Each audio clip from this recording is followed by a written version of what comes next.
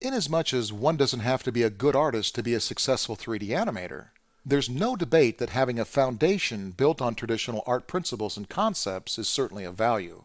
If you're serious about the field of animation, whether it be for a hobby or a career, you really ought to consider the value of possibly getting a couple of traditional art courses under your belt. Even if you never excel at being able to draw, picking up a few techniques that'll help you with your design and composition will pay big dividends as you strive to become a better 3D artist. Traditional art training teaches essential concepts and ideas that carry over to any art form, whether drawing by hand, shooting something with a camera, or pounding it out on the computer. For example, formally trained artists realize the importance of a well-designed image having a center of interest. They understand that properly staging a scene can make it much easier for a member of the audience to quickly identify the most important element or elements within a shot. Always remember, you don't want your viewer looking where they want to look. You want them looking where you want them to look. A little formal training would also give you a better sense of the importance of balance within a scene.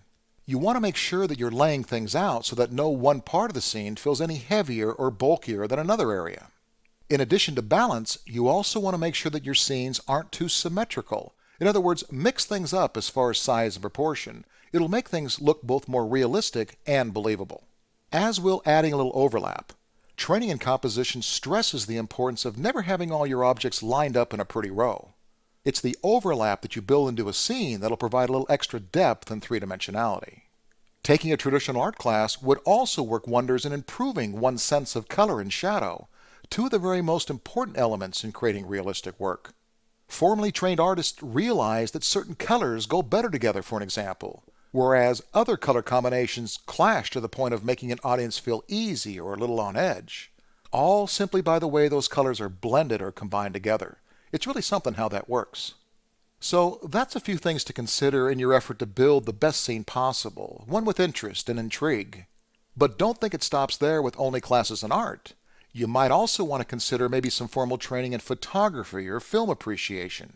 There's a lot to know in using the proper camera angle and lens length as you make the most out of your work. As I'll mention in our chapter on cameras, a camera can be one of the biggest assets you have in creating a certain mood or feel for a story.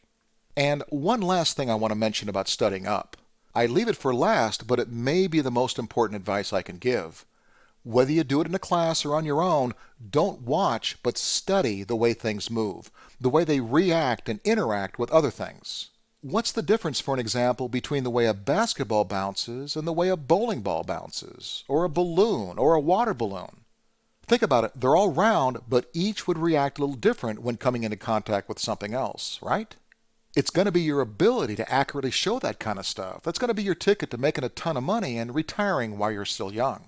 So study up. If you're serious about this stuff,